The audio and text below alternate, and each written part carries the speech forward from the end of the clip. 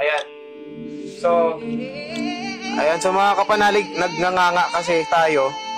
Nganga. Yan ay ang tinatawag na kultura. Kapag nganga, parang ID mo na yon. Pero kasi yung ngipin ko hindi naman mapula. Kasi bihira lang naman ako nagnanganga. Ganon din si kapatid na Rajamuda, kaso sa kanya, araw-araw talaga nganga. No, ganon talaga kapag tribo. Kapatid na Rajamuda, pwede ka ba umusog dito ng konti? Ayan. Ayan, ito naman yung ginagamit niya na pipe, no? Then, i-continue natin yung katanungan. Siyempre, parang patalastas na rin ito, mga kapanalig. Ito yung pipe ng tribo. So, kay Papa Raja, mas malaki. So, yung sa akin, mas malaki din, pero hindi ko siya masyado ginagamit kasi sobrang laki. Ayan.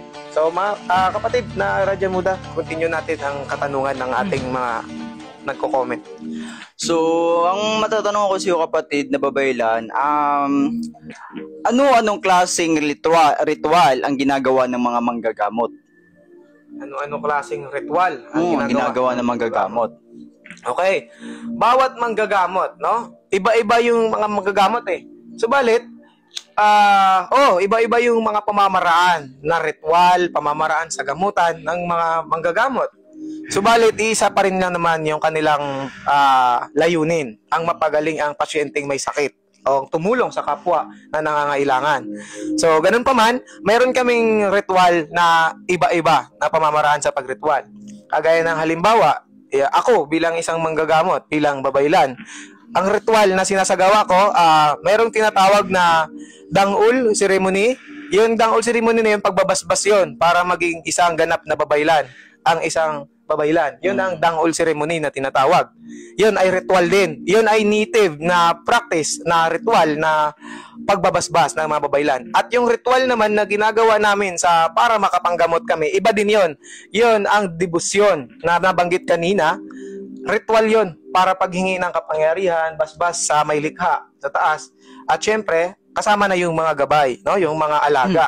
Kasi hindi matatawag ang isang manggagamot na manggagamot kung wala siyang alaga at kung wala siyang, kumbaga, background na talagang pinaghuhugutan ng kanyang kakayahan o abilidad na yon. Kailangan niyang mag-charge, mag-ritual. At iba din yung ritual na tinutukoy na pag-ritual sa mga anting-anting, mga mutya, mga iba pang kagamitang espiritual. Iba din yon. So maraming uri ng ritual. Iba-iba ang pamamaraan sa pag-ritual. So may ritual din sa mga masasama. Example, yung mga mambabarang, mangkukulam, may ginagawa rin ba sila mga ritual? Yes. Iba din yung pamamaraan nila sa pagre-ritual, lalo na yung mga mangkukulam na yan, mambabarang na yan. May sarili din silang mga pamamaraan sa pag-ritual, nga lang, yun ay mga pang-perwisyo. Yun ay pakikipagkumpakto. Kagaya ng halimbawa, isang mangkukulam, nagritual siya para magkaroon siya ng kapangyarihan. Ang ritual niya, yun, doon nagsisimula sa pakikipagkumpakto sa demonyo. Kapag hindi siya nakipagkumpakto, nakipagkasundo sa demonyo, hindi niya magagawa yung mga bagay na yan, kapatid na Rajamuda. Kasi ang kanyang abilidad, ang kanyang pamamaraan na yun, inuutos niya yun sa Diablo. Kaya siya susundin ng Diablo, pero sumusunod din siya sa Diablo. Kaya nga pinasa ilalim ng Diyos ang parusa sa kamay ng tao para mas makapangyarihan, ayon sa kasulatan, ang lihim ng karunungan. Subalit, ano ang nangyari? Ang mga ibang tao, kagaya sa akin, no? Pinasa ilalim ng Diyos sa kamay ko ang parusa para mas makapangyarihan. So, ginagamit ko siya sa tama. So, pwede gamitin sa tama at sa kasamaan. Pwede gamitin sa kasamaan at sa kabutihan.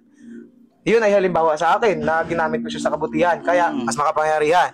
So, yung mangkukulam naman, imbis na pasailalim niya sa kamay niya, pinasakailalim ng Diyos sa kamay niya yung parusa para makapangyarihan at sundin siya ng mga Diablo. Baliktad, mga kapanalig, no? Siya yung sumusunod ngayon sa Diablo para magkaroon siya ng kapangyarihan, makapinsala ng tao na kanyang mabibiktima. So, saan nila nahugot yung kapangyarihan na yun? Yung kapangyarihan nila, yun mismo, sa Diablo pa rin. Yun yung tunay na sa Diablo, no? Na mga pamamaraan. Meron namang, hindi naman lahat ng mangkukulam, mga kapanalig, no, ay masama. Kaya lang naman, may kanya-kanya yan silang opinion eh. May kanya-kanya yan silang paliwanag o explanation bakit nila ginawa yung pangkukulam. Halimbawa, itong mangkukulam, no, na nahuli natin sa gamutan natin, nahuli natin doon sa Imos nung nakaraang taon. May nahuli tayong mangkukulam, 3 sila, mga taga Leyte, hindi na natin banggitin yung pagkakakilanlan. Subalit, nung ginilitan natin, mga kapanalig, patay talaga, no? Ang nangyari, nagpaliwanag. Kaya niya ginawa yon kasi nga niloko siya ng kanyang asawa. Ngayon, nagpabayad siya sa mangkukulam at siya nakisali na rin. Wala na rin siyang kinaiba sa mangkukulam. Kaya nadamay din siya nung tinawag na yung mga mangkukulam. Yung mga nakitusok na rin siya. Yes. Ang isang mangkukulam kapag nakisali sa ritual at nakisali yung nagbayad, madadamay siya doon. Ayan. So, iba-iba yung mga opinion nila. Kagaya nun, halimbawa, na nabanggit ko, yung mangkukulam ay may rason siya. Kaya niya nagawa yon, niloko siya ng kanyang asawa, ng kanyang partner. So, ngayon, yung iba naman, kaya nangungulam dahil kailangan ng pera, nagpapabayad. Yun naman ang side ng isa pang mangkukulam. Kailangan niya ng pera. So, pinaghati-hatian nilang tatlo. No, yung binayad ng tao na nagpakulam. Binayaran sila ng 10,000 lang naman. Pero, kapalit ang buhay, kapalit ang kaluluwa nila, hindi sila nag-isip. Talagang delikado yung ginawa nila. So, nahuli natin. And then, meron naman na nangulam dahil pinamana ng kanilang angkan, no? Ng kanilang mga ancestors, mga elders, mga kagaya sa amin, lola. mga babaylan, no? Mga manggagamot, mga kumbatero, kumbatera. Iba naman yung sa amin. Halimbawa, katulad din ng sa kanila. Itong abilidad namin na to ay mana din sa aming mga ninuno, no? Sa aming mga ancestor. Wala kaming kakayahan ganito at hindi mabubuksan ang aming kaalaman sa ganitong gawain kung walang pinagmulan. Talagang ganito din yung ginagawa ng mga angkan o mga ninuno namin, ng mga ancestor namin. Kaya naman ako ito. So, ganun din sa mangkukulam. Yun yung mga opinion nila na kaya nila ginawa yung pangungulam. Kumbaga nakabate sa dugo. Yes. Nasa dugo po natin na nananalaytay at pinamana ng ating mga ninuno, ng mga nauna sa atin. So, talon tayo sa kabilang question naman. So, ayon sa mga kasabihan o kwento ng karamihan, ang kapangyarihan daw ng manggagamot ay galing daw sa demonyo, kaya siya nakagawa ng himala. Gaano ba ito katotoo, kapatid? Okay. So, maraming nagsasabi nito, no, mga kapanalig, no, mga kapatid, na ang kapangyarihan daw ng manggagamot galing daw sa demonyo, no, kaya nakakagawa ng himala. Tama po ba, kapatid na Radyang Muda? Oo, ganun pagkakaintindi nila eh. So, yun ay mga kapanalig ay isang malaking misinterpretasyon, no? Isang maling paniniwala, no? Dahil ang mga paniniwalang iyon ay dala ng mga Romanong Katoliko noong panahon na ang mga manggagamot, gaya ng mga Kastila, no, ako ay kalahating Kastila, kalahating Pilipino.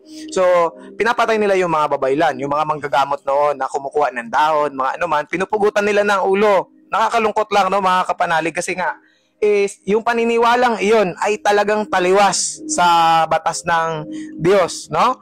Ayon nga sa Levitico, Ecclesiastes 38, di ba? Nabasa mo yun, na igalang ang mga manggagamot ng narapat sa kanilang katungkulin, sapagkat ang Panginoon din na siyang may likha ng tungkuling iyan. Marangal siyang nakakaharap kanino man at ginagalan siya ng pati ng may kapangyarihan, no? At marami pang ibang nabanggit doon sa Ecclesiastes 38. Nagmula mismo sa aklat ng banal na kasulatan ng Biblia ng Romanong Katoliko.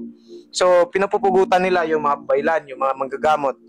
Dahil nga sa maling paniniwala na sabi nila, ay mga mangkukulam yan ay mga sumasamba sa Diablo, kaya nakagawa sila ng himala. Hindi po totoo yun, mga kapatid. Kaya po nating patunayan yon. At ayon mismo sa ating mga salaysay dito, siyempre, unti-unti natin ihahayag yung mga paliwas na paniniwala na iyon, no? Okay, ngayon nga, kasi yung panahon ngayon masyado ng advance. Siyempre, advance na yung teknolohiya, and then nakalimutan na yung kultura. Unti-unti nang hindi naman nakalimutan siguro ng mga tao kasi may mga gumaganap pa rin sa kultura at sa mga pamamaraan spiritual. Subalit, masyado nang advance ang sibilisasyon ngayon. Masyado nang advance yung isip ng mga tao. Parang nakakalimutan na ng iba. Parang sinawalang bahala nila. Parang sinawalang bahala nila yung spiritual ng mga sakit, spiritual ng mga kaganapan. Totoo pa rin nangyayari. Hanggang ngayon nangyayari yan. Kahit mag-advance pa na mag-advance ang sibilisasyon natin, patagal ng patagal, lilipas ang panahon, 100 years, 1,000 years, gaano man ka-high-tech ang lahat ng teknolohiya, andyan pa rin yan yung spiritual. Kaya nga tayo nandito para ituklasin natin ang mga bagay na iyan. Hindi tayo makakatawag nito. Hindi tayo makakapasa sa kondisyones ng Diyos, no? Kaya tayo nabuhay sa mundong ito dahil yun yung mission natin, ang gampanan ng espiritual at syempre mamuhay dito sa mundong ito, maranasan natin ang masarap na buhay. Subalit hindi po yun totoo. Ang mundong ito ay, mga kapanalig, ay masyado ng itong topic na ito. Subalit ikakat na natin siya, no, mga kapanalig, dahil nga is masyado nang malalim kung i-open din natin sa kanila. Grabe, intense yung topic natin ngayon. Abangan nyo yan, mga kapanalig, sa episode 2 natin. Subalit continue natin yung iba pa niyang katanungan. Again, kapatid. So, dito sa panglimang katanungan ko sa'yo, kapatid na babaylan, sabi sa isang supporters mo na si Jao Andong Dagul. Yes. Sabi niya rito na, Guro, paabala po sa inyo. Maaari po ba akong magtanong? May gumagamit po ba ng anting-anting o pagre-ritual sa anting-anting na di na kailangan magtirik ng kandila at maglagay ng rebulto o santo? Ano masasabi mo doon, kapatid na babaylan?